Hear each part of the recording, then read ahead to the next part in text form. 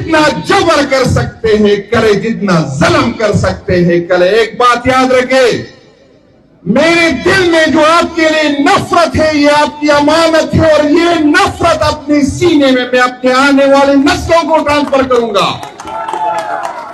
آپ یہ غلط فہمی میں گئے ہیں, آپ اور عوام کے درمیان فاصلے مٹ چکے ہیں, آپ کی عزت ختم ہو چکی ہے, آپ کی ڈر ختم ہو چکی ہے, اور ہمیں یہ دھمکیاں نہ دے.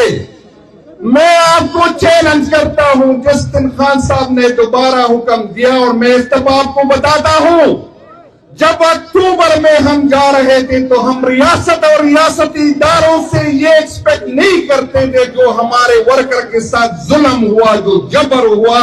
3 دن اس کو بھوکا رکھا گیا, 36 گھنٹے پولیس وین میں رکھے گئے, 40 بندے ایک چھوٹے کمرے میں رکھے گئے. ہم آپ سے ایکسپیکٹ نہیں کر رہے تھے.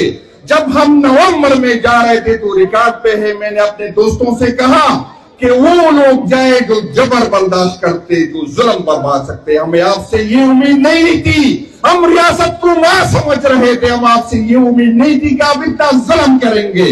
آپ نے ہم پہ گولیاں چلائی. مجھے اپنے آئینی حق, جو میرا آئین مجھے حق دیتا ہے کہ میں پرامن احتجاج کروں, آپ نے اس پہ گولیاں چلائی. ریاست ایک زمین کا ٹکڑا نہیں ہوتا, ریاست کے آئین ہوتا ہے, قانون ہوتا ہے. اور میں آپ کو بتاتا ہوں, اگر آئین مانوں گے تو میں مانوں گا, اگر آئین پہ آپ عمل نہیں کرو گے تو مجھ سے بھی یہ امید نہ رکھے کہ میں عمل کروں.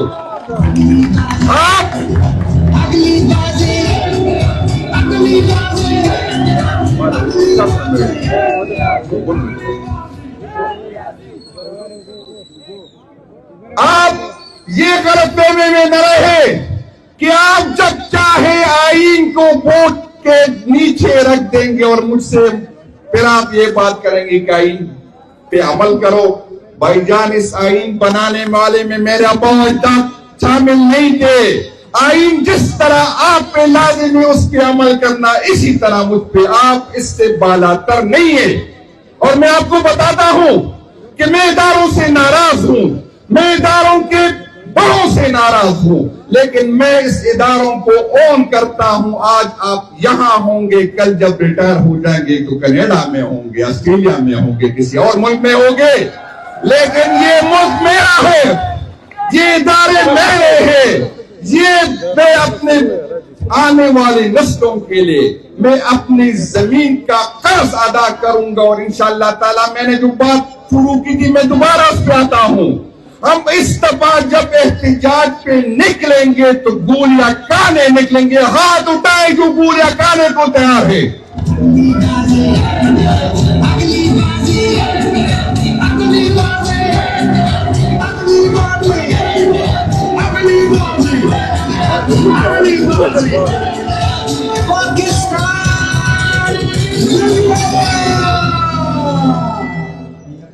اور ایک پرامن جلسے پہ احتجاج پہ گولیاں برسانے والوں جو ہمیں تانے دیتے ہو کہ ہم بھاگ گئے, بھائی جان تاریخ گواہ ہے کہ کون بھاگا تھا اور کب بھاگا تھا. یہ بات ہم سے نہ کرے. ہم آپ کا مطالعہ پاکستان پڑھنے والے نہیں, ہم عمران خان نے جو مطالعہ پاکستان ہمیں پڑھایا ہم وہ ہے. ہم آپ کی تاریخ کو درست کریں گے.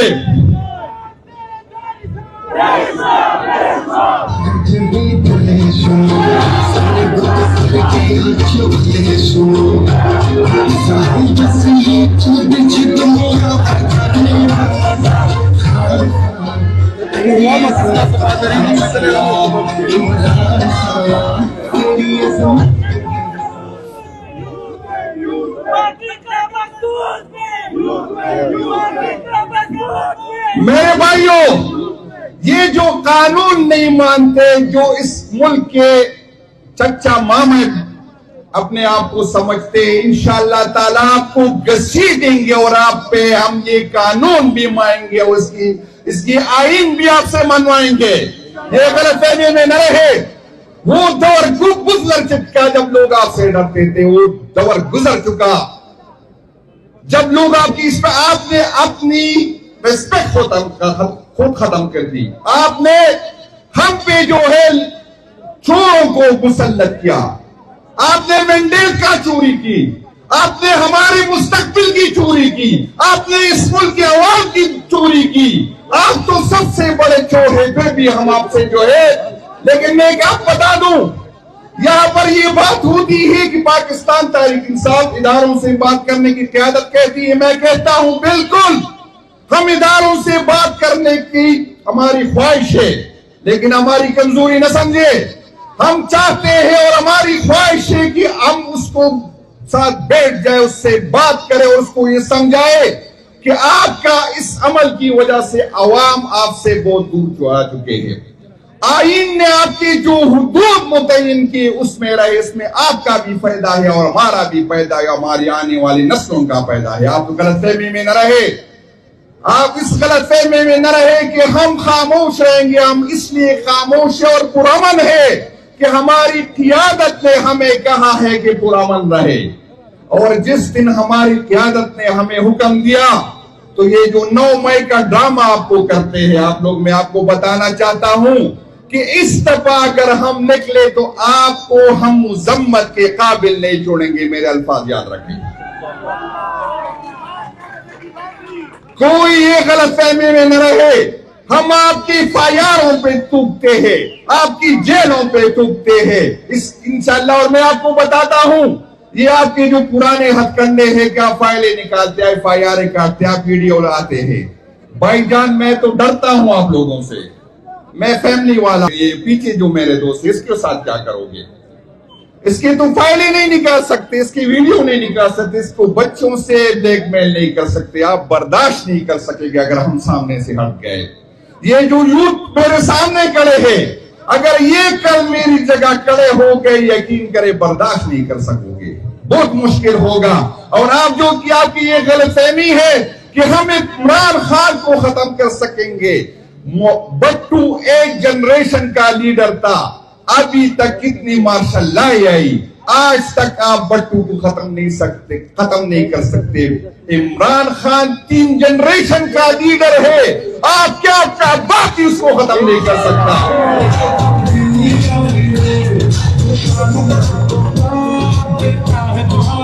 انشاءاللہ آپ بھی ختم ہوں گے اور آپ کی اولادیں بھی ختم ہو جائیں گے, لیکن عمران خان کی پارٹی, عمران خان کا جھنڈا, عمران خان کا نام رہے گا انشاءاللہ تعالی. یہ غلط فہمیوں میں نہ رہے, کسی غلط فہمی میں نہ رہے, یہ یقین کرو. میں ایک بات آپ کو اسٹیج پہ بتاتا ہوں.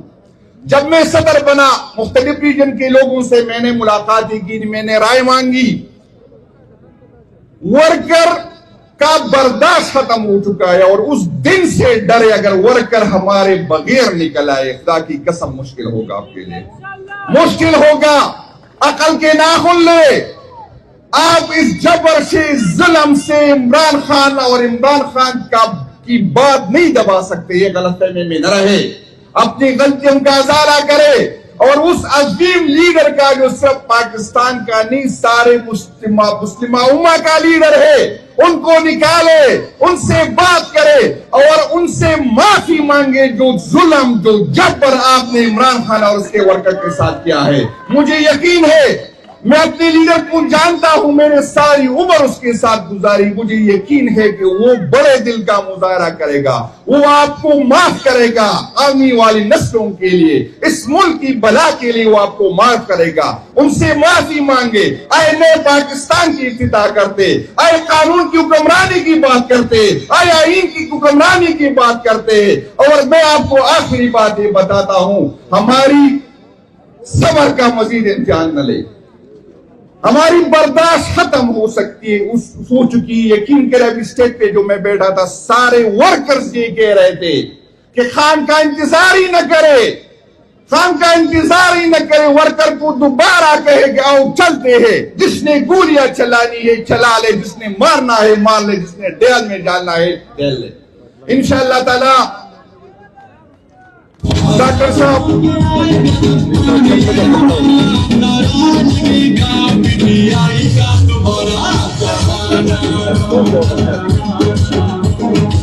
بھائی جان, آج ایک تو ہماری میں نے پہلے بھی بات کی کہ ہماری سوری صوبے میں ایک احتجاجی آج کا برکوٹ کے مقام پہ اس لیے فیصلہ ہوا تھا جو کارٹلنگ میں ظلم ہوا رمضان میں اور آپ کا تحصیل ناظم صاحب ہم خود بھی گئے تھے، ڈاکٹر صاحب کو ساتھ تھے.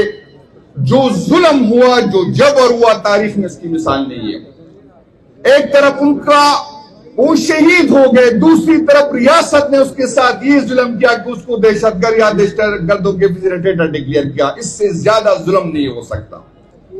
ہم مانتے ہیں، ہم ہر شہید کو سلام کرتے ہیں چاہے جس ادارے کے ساتھ ہو، ہم اس کی قربانیوں کو خراج تحسین پیش کرتے ہیں. لیکن میں ایک بات بتا دوں، اگر ادارے میں کوئی جاتا ہے تو وہ شہید ہونے کے لیے بھی جاتا ہے، اس تیار ہوتا ہے. بھائی جان میں نے تو شہید نہیں ہونا، ان غریب لوگوں نے تو وہاں پر پہاڑ پہ شہید نہیں ہونا تھا.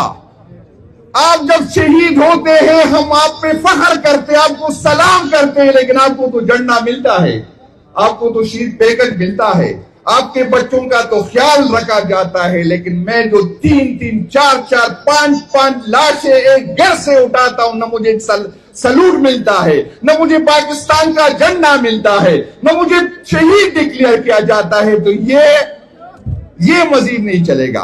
اگر آپ کی شہید کی ہم ریسپیکٹ کرتے ہیں، عزت کرتے ہیں، تو ہمارے شہید کی آپ نے عزت کرنی ہوگی. اگر ہمارے شہید کو شہید مانیں گے تو آپ کے شہید کو شہید مانیں گے. یہ نہیں ہو سکتا کہ آپ والا شہید ہے اور میرا والا جو ہے جان باغ کے جان باغ نہیں ہوگا، یا آپ والا بھی شہید ہوگا تو میرا والا بھی شہید ہوگا. پاکستان تحریک انصاف کے ورکر کو شہید مانوں گے تو آپ کے شہید کو شہید مانوں گا. اگر ہمارے ورکر کو شہید نہیں مانتے تو پھر مجھ سے بھی یہ گلہ نہ کرنا، پھر میں بھی سوچوں گا آپ کے شہید ہونے پہ. بڑی مہربانی اور شکریہ جی.